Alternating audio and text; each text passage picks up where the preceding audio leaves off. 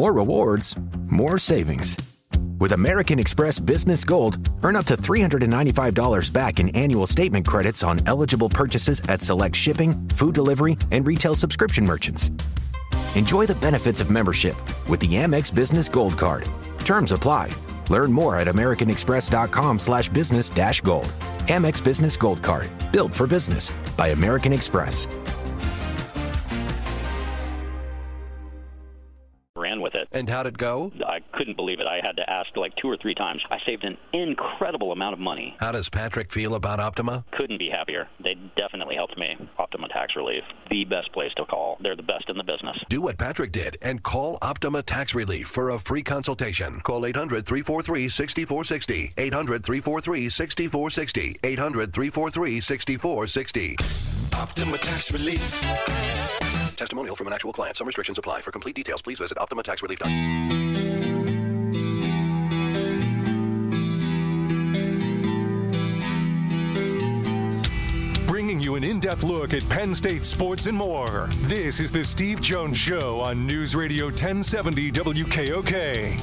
The Steve Jones Show is presented by Purdy Insurance, Brewers Outlet, and Sunbury Motor Company. Now from the Sunbury Motor Studio, here's Steve Jones. This half hour being brought to you by Brewers Outlet, Reagan Street in Sunbury, the beverage supermarket. Imports, domestics, microbrews, the best selection of beer anywhere. Wine coolers, water, soft drinks, snacks. They roast their peanuts fresh and hot every day. 6 great flavors of slushies. And now,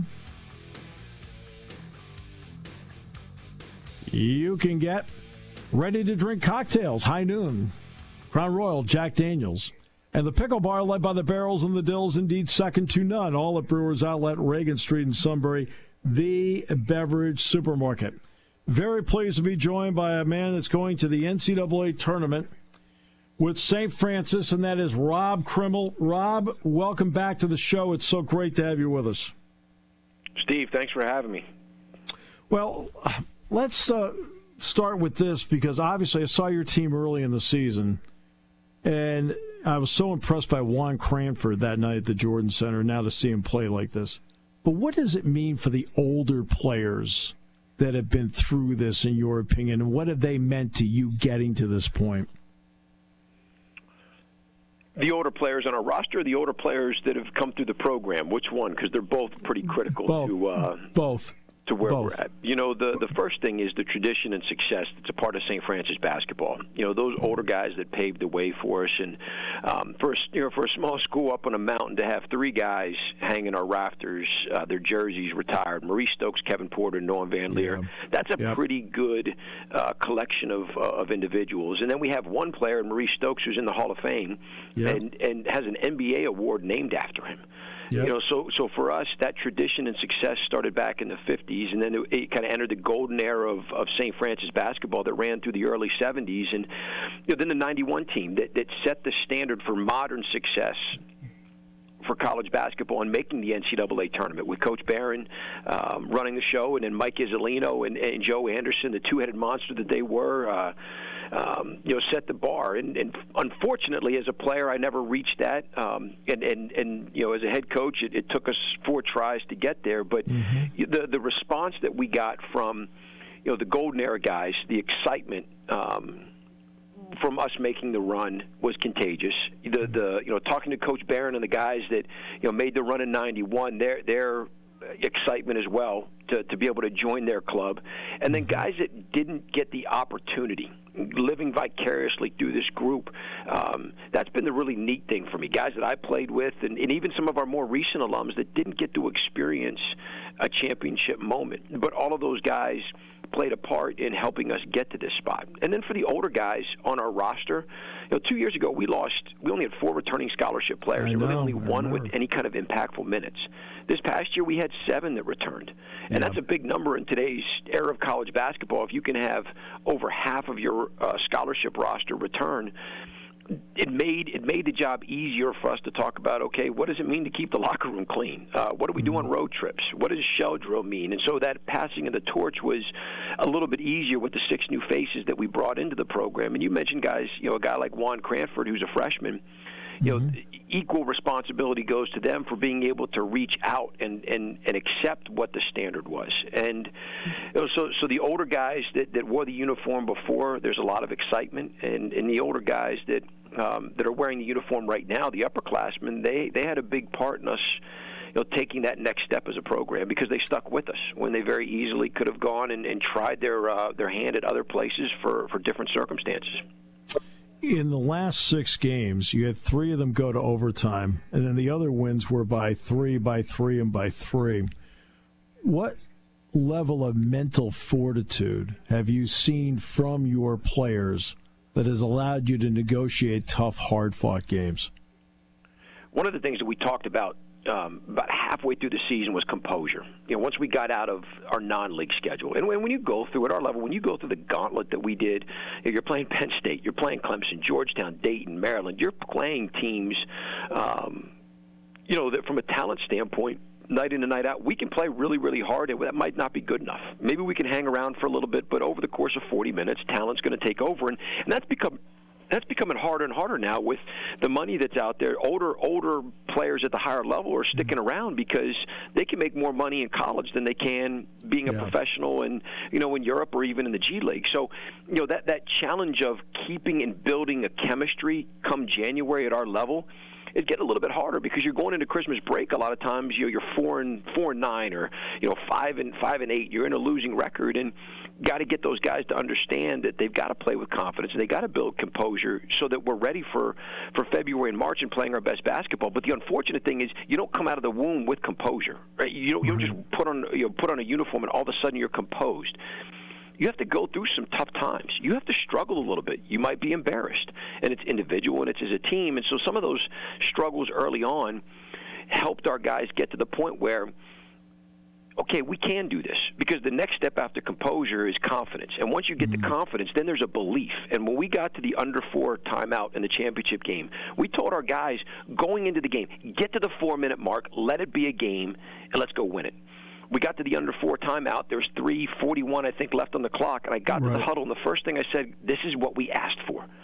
You've been here, go win the game. And there's just something about that belief, and you really can't put – there's not a formula to it. A lot of it has to do with the players in your locker room, and Riley Parker and our captains Bobby Rosenberger and Ace Talbert, who is injured. But those guys have done such a good job of leading the way and making sure that we don't get too high or too low, so that in those games, in those tight situations, we're able to let our talents take over. And we've challenged our guys. Play with a clear mind and a clean heart, because that's the best way for your talents to shine. That's the best way for your talents to help us win basketball games. And fortunately for us, we've been able to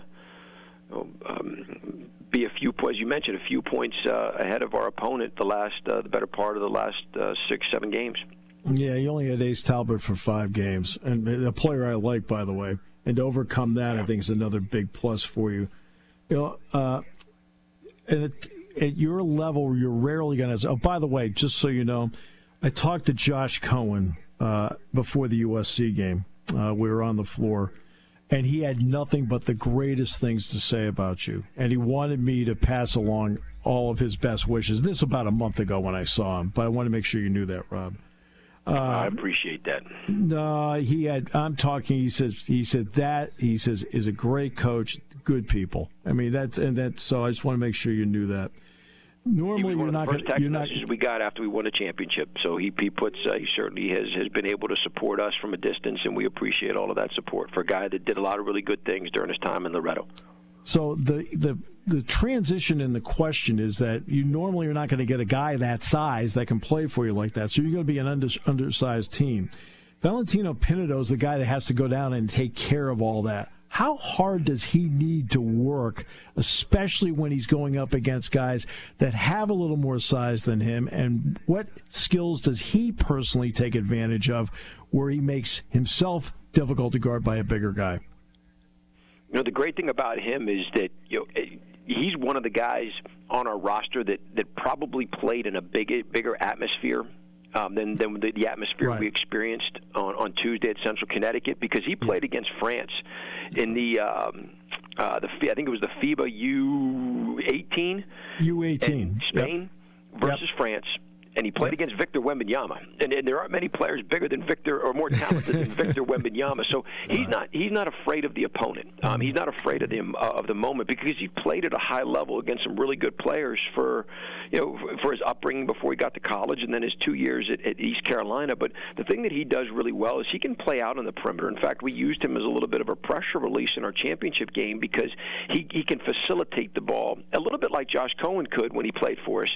He can facilitate from the perimeter. We don't have to just rely on him to play with his back to the basket. But as we went through the year, he really developed a game, a post-up game, where he could get us some tough buckets around the rim, and he could rebound for us. So, there's some things that he does from an IQ standpoint that you really can't coach, and he understands that, hey, you know what, I'm a little bit undersized. I've got to add value in a different way. And for us on Tuesday, he was able to step away and relieve some pressure, and then hit a big, huge layup with about a minute to go to put us up. I think it put us up 2 or 3 at that point, and was rebounding like crazy. So there are other ways that he's able to offset maybe a lack of height and maybe a lack of size. A guy like Riley Parker, you're talking about a guy that's nearly 40% in threes, and plus, like Juan Cranford, he's tremendous at the free throw line. What does Riley Parker do to open up the floor for you offensively? He can really shoot it. I mean, that's the one thing. I mean, I love guys that can stretch the floor and shoot the basketball. And the other thing that he does is he has, like Val, he's got such a high basketball IQ. He knows how to play angles. Not only can he create for himself, but he's really good at creating for others. And the thing that he does, I think, better than maybe a measurable skill is he is a competitor. He's one of the hardest workers I've ever been around. And it pays off, because he doesn't I barely take him out of the game, and there are times where he will run himself into the wall. We give him a quick breather, and he's back in. But that competitive drive is something that's unique to him, because not every kid has it. I've always said, if you have the fire in the belly, we can get it out of you. If you don't have the fire in the belly, we can't put it in you. But he has the fire, and we don't have to get it out of him. He just naturally competes, and that's contagious on a basketball court. Then there's Juan. What has Juan Cranford meant to how you play the game, and the ability of the older players to look at him and say, you know what, guy can play? I challenged him a little bit after the new year to be more assertive. And when Ace Talbert went down, most teams have that two superstar, right? A Batman and a Robin. One night you're Batman, the next night you're Robin, and then you flip-flop that, right? And you have a couple other players that'll give you 8 to 10 points every night. But when Ace went out, and as we were kind of searching for an identity going into January, we needed someone else to consistently step up and be a go-to guy for us late in games, or be a go-to guy for us to start games. And as a freshman, his ability to the even keeled that he plays with, his physicality. But late in the year, he's really accepted that, okay, I've got to be one of those superstars. I've got to be able to go make a play for my team, and it's been great to see that transition for him. He's a talented kid and made the transition to college very well because of his upbringing and because of the way he had to compete for a spot at the high school level. He wasn't a kid that was just handed the keys to the car as a freshman and said, okay, you're going to be the man. He had to fight, scratch, and claw to get to be one of those guys his junior and senior year. So that competitive part was easy for him.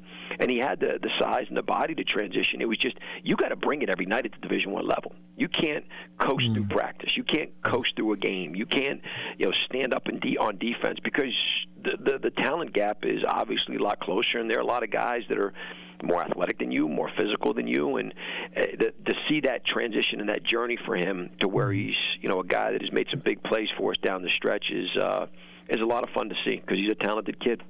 Obviously, I know your family pretty well. So Kenny, of course, played for Penn State, and they got to the Sweet 16 in 2001. I know you wanted to go here.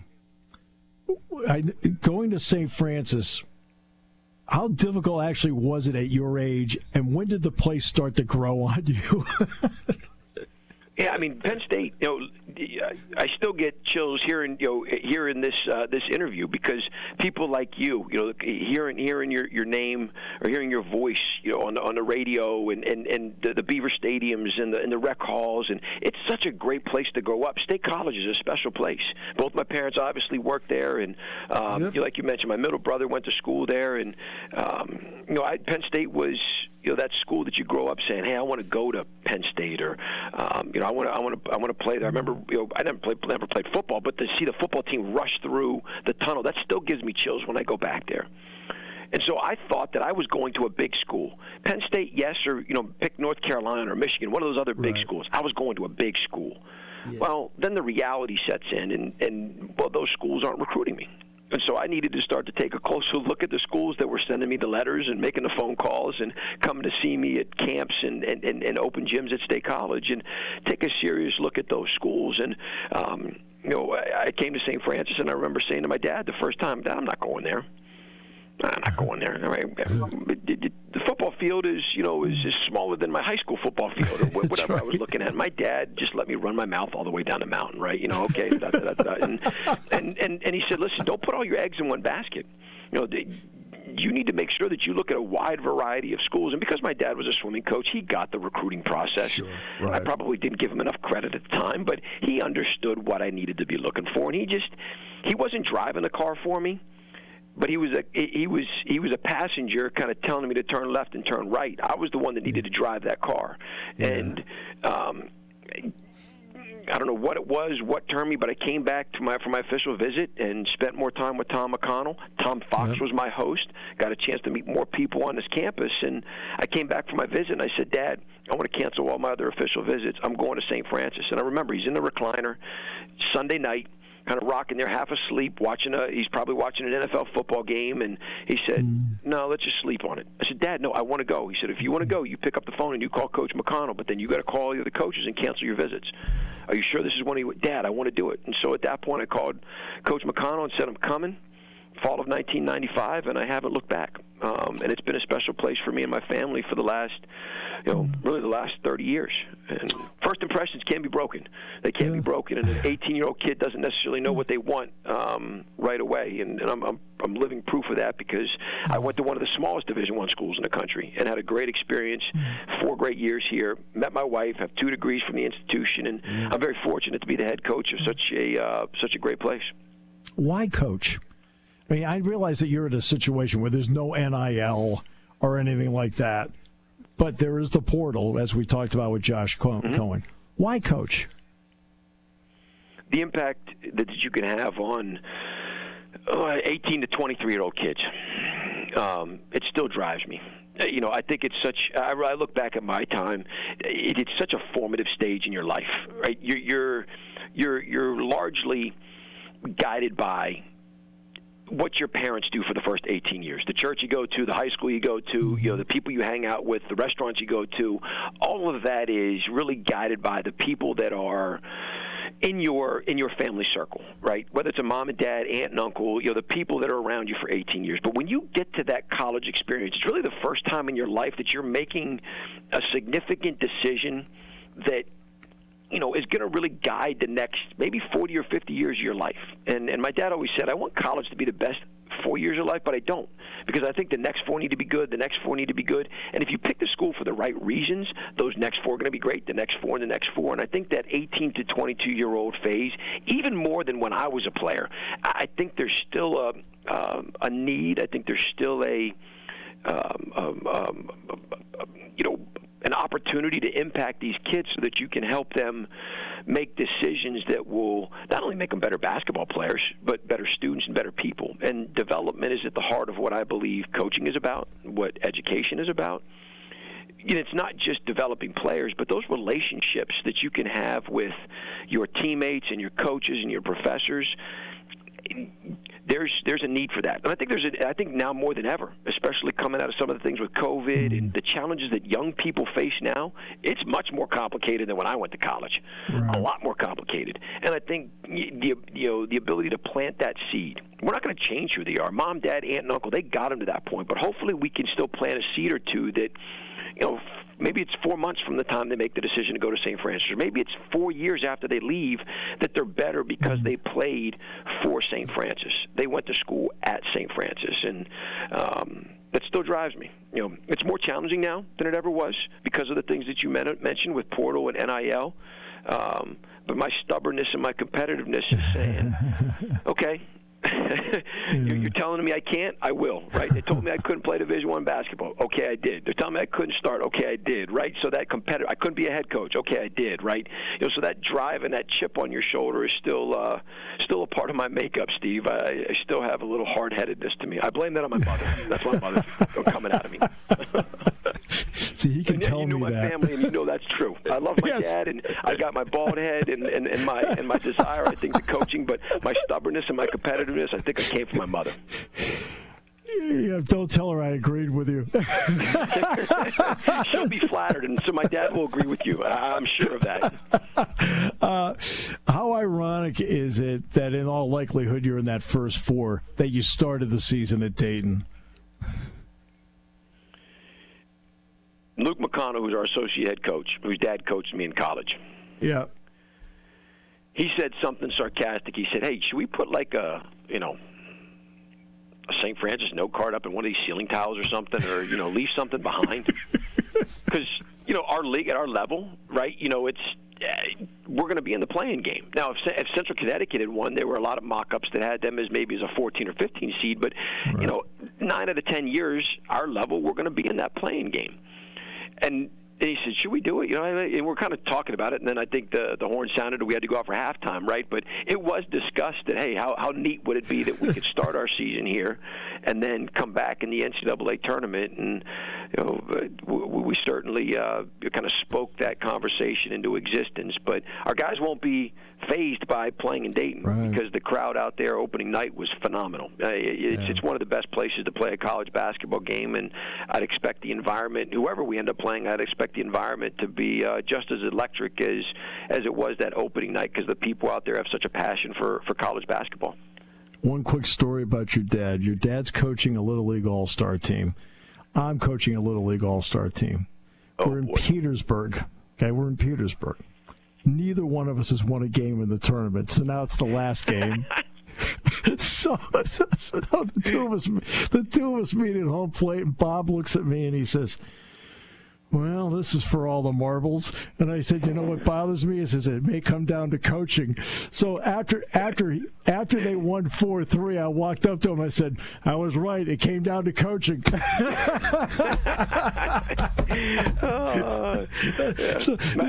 don't know that my dad. I mean, he's got a lot of swimming stories, but the coaching and the baseball and some of the basketball and the other sports. Yeah, that's. I'll have to remind him of that one. He'll feel good. He won 4-3, and it did come down to coaching. Rob, I can't tell you how thrilled I am for you, because, as you know, I've been a long-time supporter of what you've been doing and what St. Francis has been doing. You know what? I always tell everybody, when you win a game at Dayton, you've won an NCAA tournament game, and that's really cool. Yep. That's what we're focused on. I told our guys, Steve, that we want this, these last couple of weeks like a vacation that you're really having a good time with, and you just want to keep extending the vacation, right? You want to find a way to maybe stay an extra day or two. Well, now we've talked about it as let's island hop, So I think we talked about going from Aruba to maybe going down to Puerto Rico and checking out an island in Greece, or trying to extend a vacation, because we get to play 40 more minutes of basketball, and this group has been a lot of fun to be around, and I'm excited to be able to do that. Extend the vacation. Well, I'm so thrilled for you. Rob, congratulations on what you've accomplished so far, and best of luck in the tournament. You guys earned it. Thanks for having me, Steve. Anytime. The outstanding head coach at St. Francis, and he's had a terrific career, and that is Rob Krimmel. We'll come back with more in a moment as we continue on News Radio 1070 WKOK.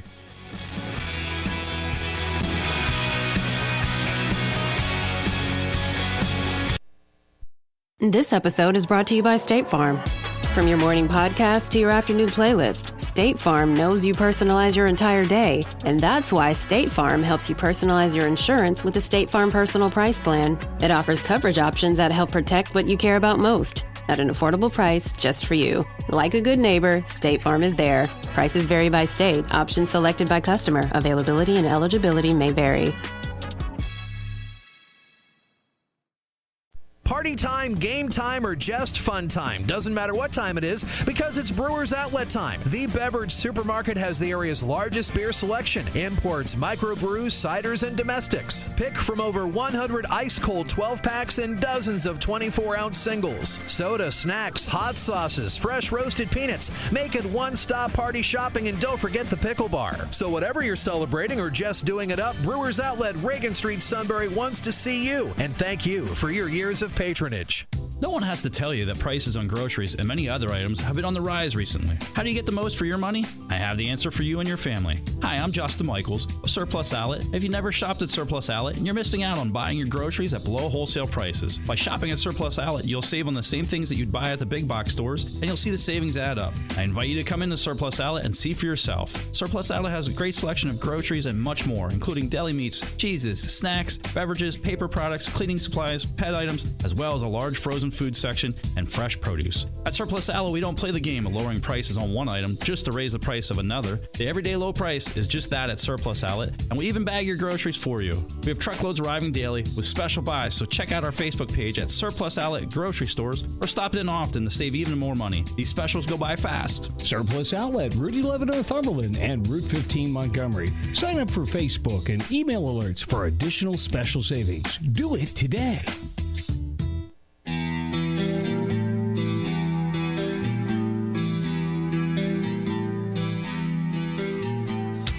Bringing you an in-depth look at Penn State sports and more. This is the Steve Jones Show on News Radio 1070 WKOK. The Steve Jones Show is presented by Sunbury Motor Company, Purdy Insurance, and Brewers Outlet. Now from the Sunbury Motor Studio, here's Steve Jones.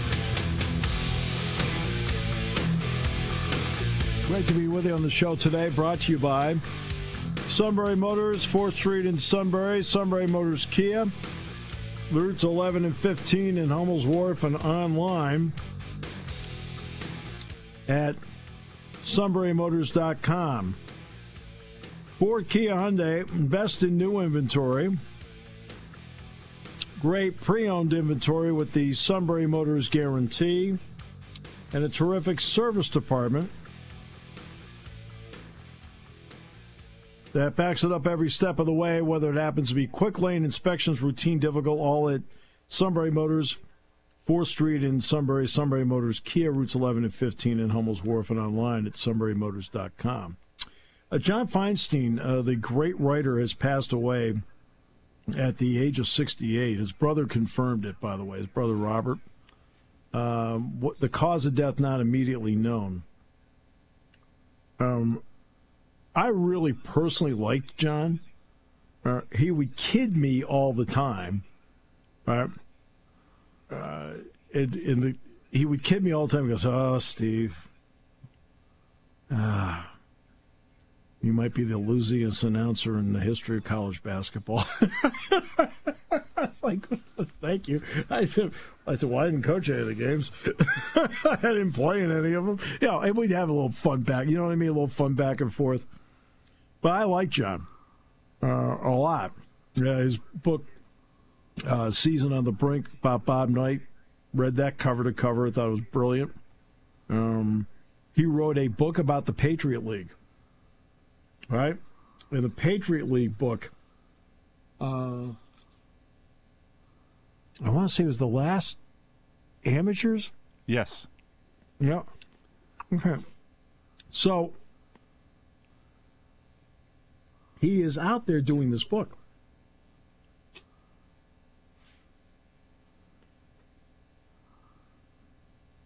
And this is after Season of the Brink, right? And Penn State's playing, I think it was Bucknell. And he requested a bench pass. and I'm not going to say who the person is that rejected it, okay? But it got rejected.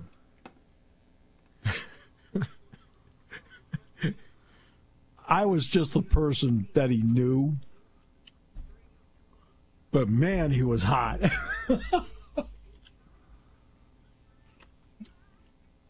He said, they let me sit everywhere else. I said, well, John, I'd let you sit on the bench.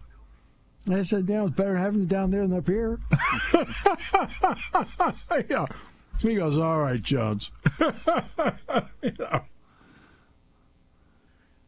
But, but he also did commentary. He was on the Navy broadcast for years. He worked with Bob Sochi. I'm sure he and Doug crossed paths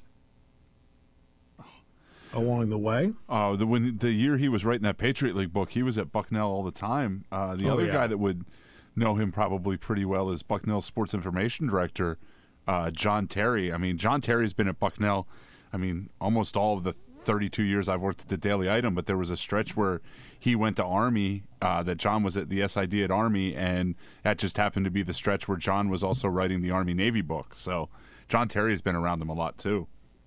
Yeah. You want to know why Bob Knight was upset with John about Season on the Brink? Because he gave John total access. Right?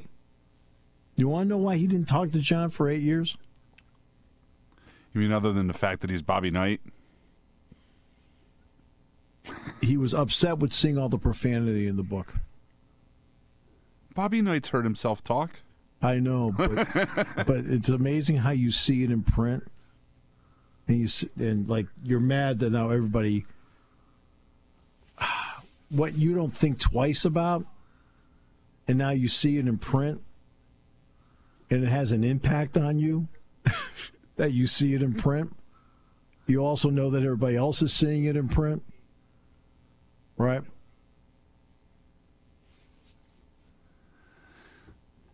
That book and that man is I can unequivocally say is probably why I'm a sports writer. So, yeah, and really, did you ever meet John? I got to meet. I shook his hand and was introduced to him once at Bucknell during that when he was doing that Patriot League. Absolutely great guy. Absolutely great guy. I really, really liked and let's start with this. I really respected John, but as I got to know him, I really liked John. Yeah. Golf books are really good too. Good Walk Spoiled, and the books on the majors. That was incredible. Yes. Good Walk Spoiled. He wrote 50 books in his career. Yeah. He wrote 50 books. It's amazing. I still have one to read yet on a college basketball one that I didn't even know he wrote that I got for Christmas. Yeah.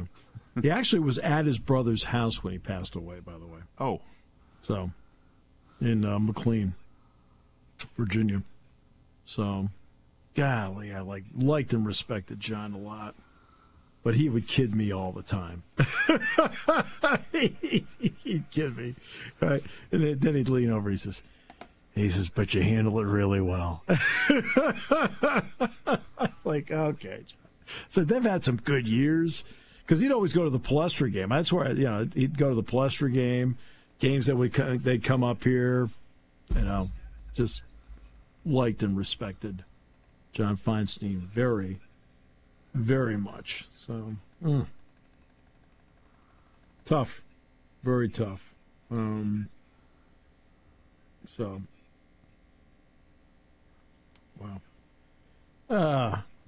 Always hard hearing that news. Yeah. It was great, though, by the way, hearing Rob Krimmel on the show. See, it's like there's that at any level, the impact that you can have as a coach. We started out with Dick Purnell and what the chief talked about Dick Purnell and the impact he had. You have Rob on, the impact that he's having. There's a lot of, great coaches out there that may not have the name of a Mike Krzyzewski or a John Calipari, but they sure are great at their jobs. And Rob's one of those guys. And that is a true story about he and his dad and I. We're in Petersburg, which is Petersburg's down near Huntington. And we've played in this tournament. The team I'm coaching hasn't won a game. The team he's coaching hasn't won a game. So Bob comes up and he says, Steve, it's time now for the ultimate game. I said, absolutely. I said, listen, you know what? In the end, we should agree right now that coaching will be the difference. And I was laughing about it. The game's going along. It's happening. It's actually a really good game. And Bob's team wins 4-3. And I came up, shook his hand. I said, well, I was right. Coaching was the difference.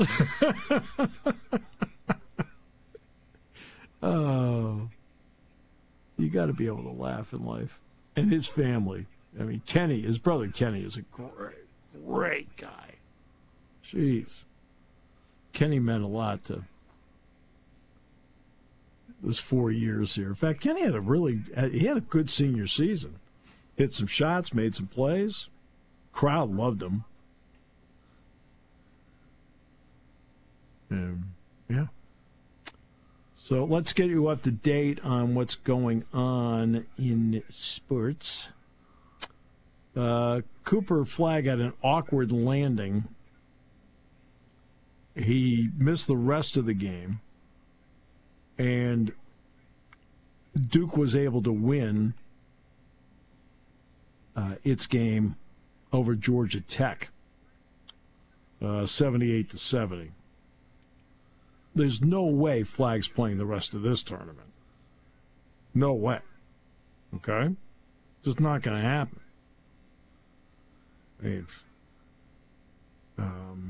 He played 15 minutes of the game, had 2 points and 4 rebounds. Actually wasn't having a great game. He was 1 of 7. But he is not. Knippel, again, was great, 28 points. The other, quote, other freshman? Really? That's your other freshman? But they won the game 78-70, move on. The question is going to be, we won't know, but what's the deal with his injury? And that's dealing with next week, not this week. This week's irrelevant for Duke. It's relevant for other teams, including the one that's playing right now. North Carolina's playing Wake Forest.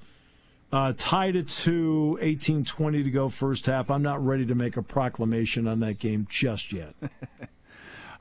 I do wonder if he does not play the rest of the ACC tournament, does that affect how they feel about if North Carolina would end up being Duke or if one of those other bubble teams beat Duke? Okay. First of all, there won't be another bubble team that, except for North Carolina. I mean, Wake Forest isn't quite there. Okay. So it's all, and they can't play. No, they would play in the semifinals, right? Yeah. Yeah. So maybe. Indiana came into the day, according to Joe Lenardi, barely in. Today didn't help. Okay, they're in Indianapolis, and Oregon just pulled away and beat them by 13. Just pulled away. And Indiana didn't shoot the ball well. Now, Indiana, they are going to be helped by the fact, couple things. They don't have a single loss that is 2, 3, or 4. All their losses are quad 1. And they did go 10-10 in the Big Ten. That should do it. That should do it. Being 10-10 in the conference should do it. That's the key. So I think Indiana's still going to make it. Then we'll get all the sappy Mike Woodson stories, and I've been around there enough to know that half of them won't be true. All right. Sorry. Jackson Shellstead had 18 in the game, and Oregon moves on to the quarterfinals of the Big Ten. The game that's going on now is Northwestern and Wisconsin. Northwestern leads 10-7. at the under 16 of the first half. You hear about the Northwestern hotel situation? I did. 85 degrees. The air conditioning has not been working for 10 days in the hotel, right? And the Big Ten won't switch them. Like, again, do not tell me it is all about the kids. Don't tell me that. Literally reading that story last night, and that was my voice. That was the voice in my head. Was you going? It's all about the kids. It's all about the kids. What's the leading scorer's name? Nick Martinelli. Talking about having to rub himself down with ice by laying on top of his covers the previous night to stay cool. Yep, he had the ice bucket right next to the bed. Look, I know you have a contract. Sorry, but by having the air conditioning not working for 10 days, they automatically violate the contract, move them to another hotel. Okay? No offense, I don't find this to be difficult. Not every hotel room in the city is taken right now. And Chris took it as a total airing of grievances as well. Oh, no, he went after the officials. He went after everybody. and Chris Collins, I'm going to tell you right now, is one of those guys that in my book, he is in the I like that guy category. Always have. I like Chris. Right? And, of course, I don't know if you know his dad at all. You know Doug Collins and Jack Ham had the same agent, became really good friends, and Jack and Joanne are the godparents of Chris Collins' sister. I did not know that. It's a show of education, my friend. It is. It's a show of education. Big East, St. John's won big over Butler. No surprise. They won by blackjack. And Xavier leads Marquette 16-10, 13 minutes ago, first half. Wake Forest out to an 11-2 lead on North Carolina. And BYU, you expected this to be a heck of a game, BYU, Iowa State. And it was a heck of a game. 96-92. BYU won it. How about that? I was going to say, every score update was Iowa State winning. Yeah, but you expected it to be a heck of a game, and it's been a heck of a game. So we have Emily Kaplan on the show tomorrow. And we're working on the possibility of B.J. Wortham from West Shore Home joining us possibly on Monday. We'll see. Also, the Suits and Passion display today about the ability of the chief to speak on the broadcast. Now, as you and I would be qualified as longtime listeners, we know what we're talking about. He texted me. He gets his time to talk in basketball and football. So wrong. I have to let him talk in b-ball. I don't know squat about basketball. Okay? It brings up the debate, well, then what about football?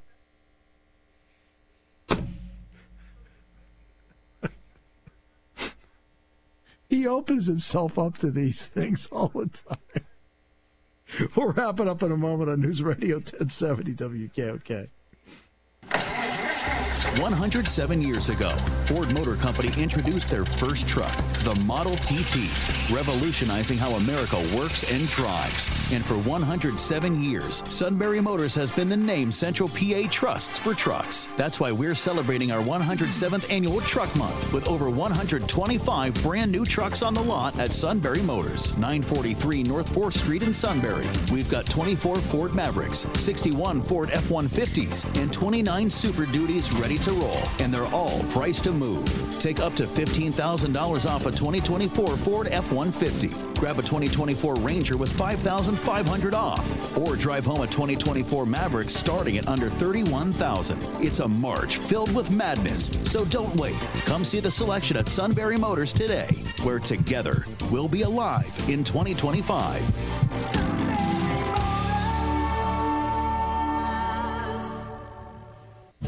Hi, this is Season. For over 100 years, the Purdy Insurance Agency has been protecting families and businesses of the greater Susquehanna Valley and beyond. With the experience of our trained and knowledgeable staff, you can rest assured that your needs will be evaluated and met by some of the industry's best representatives. No matter what your insurance needs are, call Purdy Insurance today at 570-286-5855.